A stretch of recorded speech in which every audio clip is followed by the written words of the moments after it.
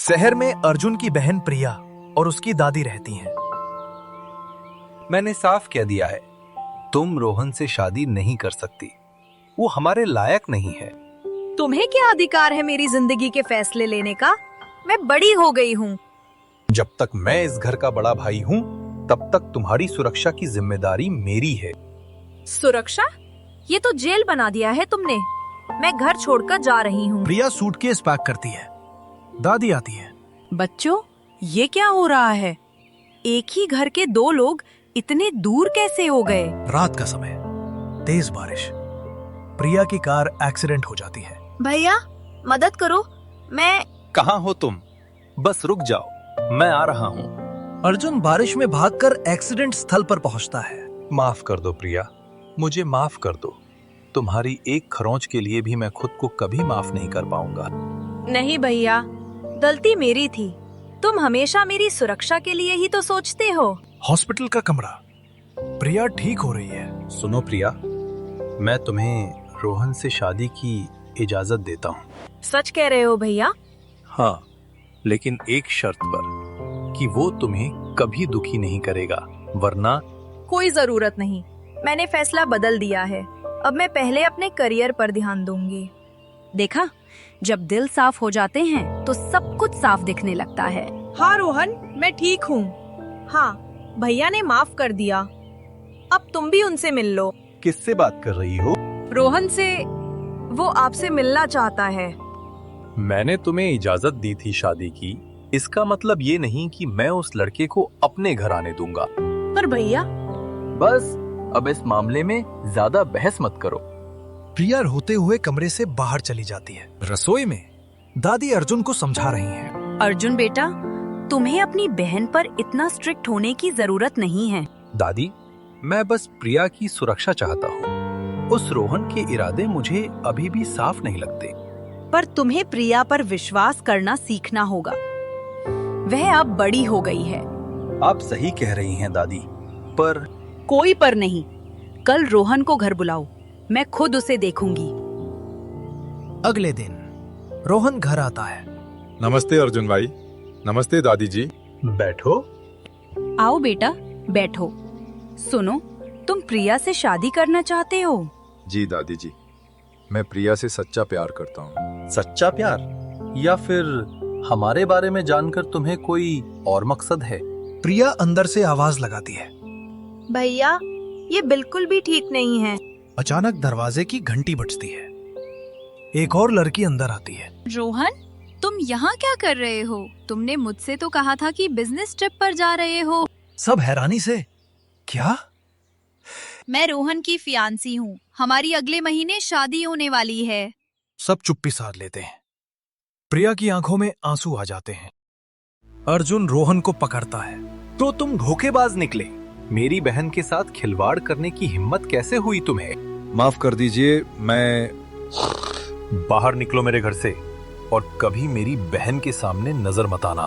माफ करना भैया, मैंने तुम्हारी बात नहीं मानी। तुम सही कह रहे थे। चिंता मत करो प्रिया, तुम्हारी सुरक्षा मेरी जिम्मेदारी है। कोई तुम्हें दुखी नहीं देख सकता। एक महीने बाद प्रिया नई नौकरी शुरू करती है। भैया, आज मेरी पहली दिन है नई नौकरी पर। आपके सपोर्ट के लिए शुक्रिया। तुम बहुत अच्छी लड़की हो प्रिया।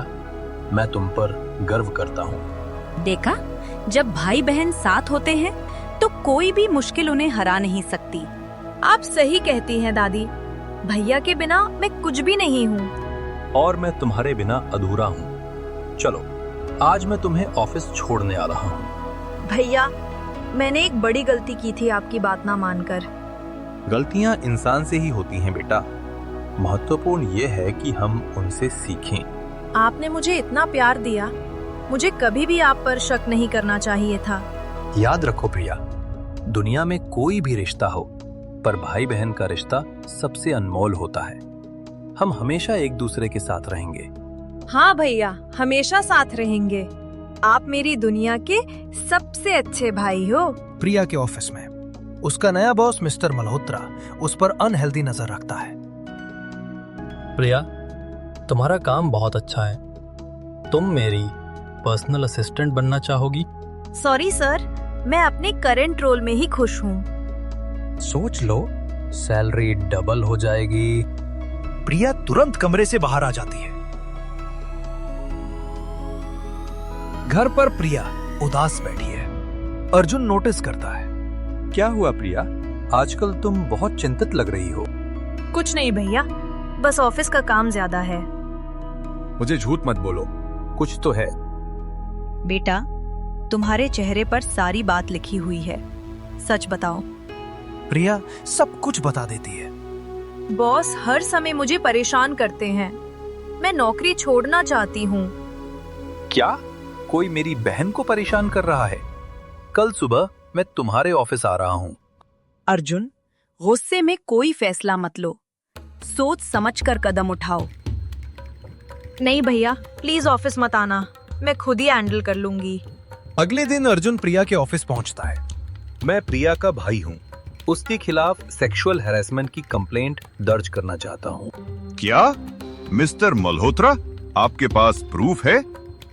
मेरी बहन के पास ऑडियो रिकॉर्डिंग है और कई और महिला एम्प्लॉइज भी उनके बारे में शिकायतें हैं। इसी दौरान मिस्टर मल्होत्रा कमरे में आता है।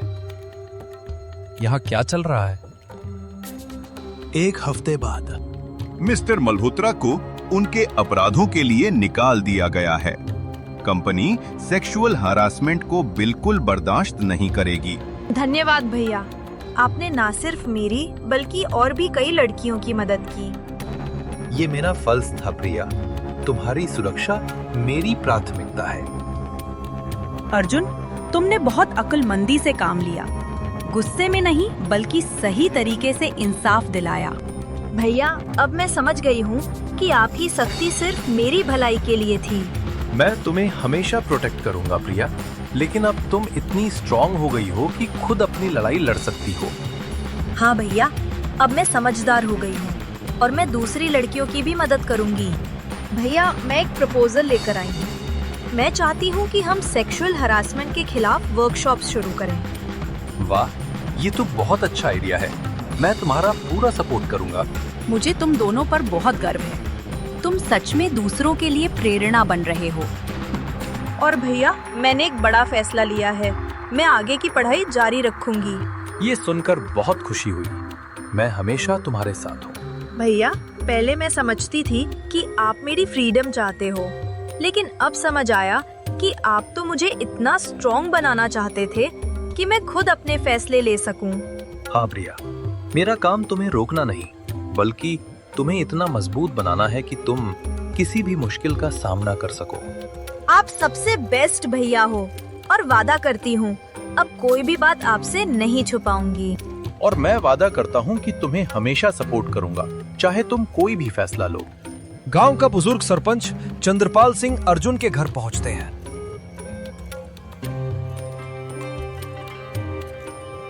अर्जुन बेटा, गांव वालों ने तुम्हें याद किया है। तुम्हारे दादाजी गांव के सरपंच थे। अब तुम्हें ये जिम्मेदारी संभालनी होगी। सरपंच चाचा, मैं तो शहर में अपनी नौकरी और प्रिया की पढ़ाई छोड़कर कैसे आ सकता हूँ? भैया, क्यों नहीं, गांव तो हमारी जड़ें हैं। मैं तैयार हूँ गांव चलने के लिए। बिल्कुल सही, हमारा पुश्तैनी घर तो गांव में ही है। चलो वापस चलते हैं अपनी जड़ों की ओर। गांव का पुराना हवेली नुमा घर। कुछ लोग स्वागत में खड़े हैं, कुछ में असंतोष है। ये शहरी लोग गांव में क्या करने आए हैं? सरपंच का पद तो मेरा हक था। इन्हें गांव की हवा भी रास नहीं आएगी, कुछ दिन में भाग जाएंगे। भाइयों और बहनों, मैं आपका नया सरपंच अर्जुन सिंह राठौर। मैं यहाँ गांव की तरक्की के लिए आया हूँ, न कि सिर्फ पद के लिए। हम सब मिलकर इस गांव को स्वर्ग बना देंगे। पंचायत भवन में पहली बैठक। सरपंच साहब, पहले हमारी सिंचाई की समस्या का समाधान कीजिए। नहर टूटी पड़ी है, खेत सूख रहे हैं। हाँ, पिछले सरपंच ने तो कुछ नहीं किया। अब देखते हैं नए साहब क्या करते हैं। टूटी हुई नहर के किनारे। कल सुबह मैं खुद नहर देखने आऊंगा। मैं वादा करता हूँ, एक हफ्ते में सिंचाई का इंतजाम करूंगा। भैया, मैं भी आपके साथ चलूंगी और महिलाओं के लिए शिक्षा और रोजगार की योजना भी बनाएंगे। यहाँ मजबूत पत्थर लगाने होंगे, सीमेंट की मात्रा ठीक रखनी होगी। भैया, यहाँ तो नींव ही खोखली हो गई है। पहले इसकी मरम्मत करनी होगी। अरे साहब, ये कोई शहर का क्लब नहीं है जहाँ तुम लोग फैशन दिखा रहे हो। बलवंत, अगर तुम्हारे पास कोई कंस्ट्रक्टिव सुझाव है तो दो, वरना चुप रहो। अचानक नहर का एक हिस्सा टूटकर गिरता है और प्रिया के पैर दब जाते हैं। आया मेरा पैर। प्रिया के बिस्तर पर पैर में पट्टी बंधी है। डॉक्टर ने कहा है 1 महीने तक चलने फिरने से मना किया है। पर भैया, नहर का काम। बेटा, पहले तुम्हारा स्वास्थ्य जरूरी है, काम बाद में भी हो जाएगा। देखा, यही हाल रहा तो सारे गांव का। इन शहरी लोगों से कुछ नहीं होगा। बलवंत, तुम्हारी वजह से ही ये हादसा हुआ। तुमने जानबूझकर नहर की कमजोर जगह की ओर इशारा किया था। अगले दिन पंचायत भवन में, मैं कबूल करता हूँ, बलवंत ने ही नहर कमजोर करवाई थी। उसने मुझे पैसे दिए थे। झूठ, ये सब झूठ है। मैंने इंजीनियर से जांच करवाई है। नहर में जानबूझकर कमजोर मटेरियल इस्तेमाल किया गया था। गांव वाले बलवंत सरपंच पद के लायक नहीं है। हमें अर्जुन सरपंच चाहिए। भैया, मैं गवाही दे सकती हूँ। मैंने खुद देखा था बलवंत कल रात नहर के पास कुछ कर रहा था। नहर का काम पूरा हो गया है। पानी खेतों में बह रहा है। सरपंच साहब, आपने हमारी फसल बचा ली।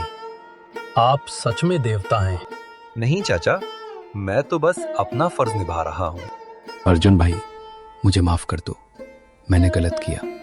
आप सच्चे दिल के इंसान हैं। देखा भैया, अब पूरा दाव हमारा है। मेरे बच्चों ने साबित कर दिया कि इंसानियत और मेहनत से कुछ भी हासिल किया जा सकता है। गांव का उत्सव, सब नाच गा रहे हैं। तुम्हारा पैर अब ठीक है ना? हाँ भैया, और अब मैं गांव की महिलाओं के लिए सिलाई कढ़ाई का सेंटर शुरू कर रही हूँ। और मैं गांव के युवाओं के लिए कंप्यूटर सेंटर खोल रहा हूँ। एक साथ जय हो सरपंच साहब की, जय हो प्रिया दीदी की। अर्जुन बेटा, तुमने साबित कर दिया कि असली नेता वही होता है जो दिल से सेवा करे। गांव के सिलाई केंद्र में प्रिया महिलाओं को सिलाई सिखा रही है।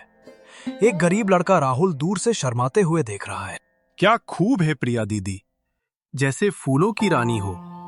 पर हाय राम, मैं एक गरीब किसान का बेटा, उनके सामने क्या बोलूंगा? मेरी हिम्मत कैसे होगी? राहुल के पिता मोहन सिंह आते हैं। राहुल, तू यहाँ खड़ा क्या कर रहा है?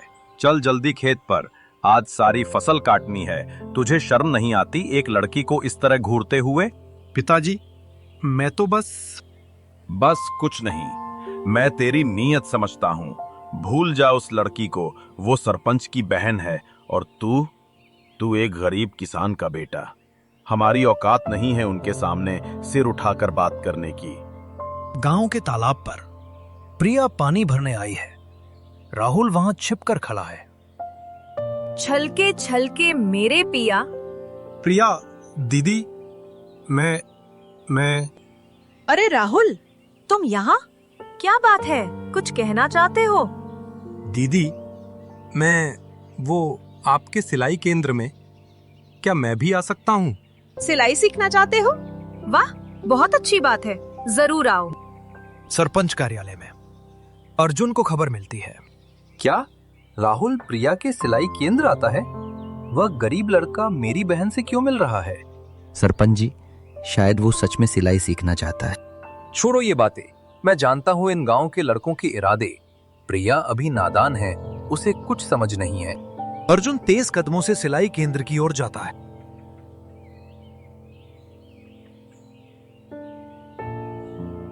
सिलाई केंद्र में राहुल प्रिया के साथ बैठा है। अर्जुन अंदर आता है। राहुल, तुम्हारी यहाँ क्या गरज है? तुम्हें शर्म नहीं आती एक लड़की के साथ इस तरह बैठने में? भैया, आप क्या कह रहे हैं? राहुल तो सिलाई सीख रहा है। चुप रहो प्रिया, तुम्हें कुछ नहीं पता। राहुल, सच सच बता, तेरे क्या इरादे हैं मेरी बहन के साथ? सरपंच साहब, मैं सिर्फ बोल, सच बोल। क्या तुझे मेरी बहन पर बुरी नजर है? भैया, ये बिल्कुल गलत है। राहुल बहुत अच्छा लड़का है। राहुल के घर वो रो रहा है। पिताजी, अर्जुन सरपंच ने मुझे बहुत बेइज्जत किया। सबके सामने, प्रिया दीदी के सामने। मैंने तुझे मना किया था ना, तूने मेरी एक न सुनी। अब देख, सारे गांव में बदनामी हो गई। पर पिताजी, मैंने कुछ गलत नहीं किया। मैं सच में प्रिया दीदी से, उनसे। चुप, उस लड़की का नाम मत ले, भूल जा उसे। हम गरीब लोगों को अपनी औकात में रहना चाहिए। घर में प्रिया और अर्जुन का तीखा संवाद। भैया, आपने राहुल के साथ बहुत बुरा व्यवहार किया। उसने कुछ गलत नहीं किया। तुम्हें कुछ नहीं पता प्रिया, ये गांव के लड़के कैसे होते हैं। उनकी नीयत साफ नहीं होती। आप हमेशा मेरे लिए फैसले लेते हैं। मैं अब बड़ी हो गई हूँ। मैं खुद तय कर सकती हूँ कि कौन अच्छा है, कौन बुरा। नहीं, जब तक मैं जिंदा हूं तब तक तुम मेरी निगरानी में रहोगी। मैं तुम्हें किसी गरीब लड़के के साथ नहीं देख सकता। तो क्या गरीब होना गुनाह है? क्या प्यार करना गुनाह है? आपकी सोच बहुत संकीर्ण है भैया। पंचायत भवन में गांव वाले इकट्ठे हैं। देखा, मैंने कहा था ना, ये शहरी लोग हमें हीन समझते हैं, हमारे बच्चों को बराबर नहीं समझते। सरपंच साहब, आपने राहुल के साथ अन्याय किया है। वो मासूम लड़का है। मैंने कोई अन्याय नहीं किया।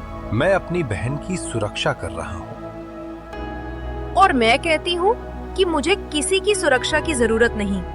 राहुल ने मेरे साथ कोई गलत व्यवहार नहीं किया। सरपंच साहब, मेरा बेटा गरीब जरूर है, पर उसकी नीयत साफ है। आपने उसे बिना वजह शर्मिंदा किया। रात में घर के अंदर। अर्जुन बेटा, तुम्हें अपनी बहन पर विश्वास करना सीखना होगा। वो अब बच्ची नहीं रही। दादी, मैं बस प्रिया का भला चाहता हूं। मैं नहीं चाहता कि कोई उसके दिल से खिलवाड़ करे। पर भैया, आप मुझ पर भरोसा क्यों नहीं करते? क्या मैं इतनी नासमझ हूँ कि अच्छे बुरे की पहचान ना कर सकूं? तुम्हें पता नहीं है प्रिया, दुनिया कितनी खतरनाक है। लोग कैसे कैसे नाटक करते हैं। और आपको पता नहीं कि एक इंसान का दिल कैसे टूटता है। राहुल का दिल टूट गया है सिर्फ इसलिए क्योंकि वो गरीब है।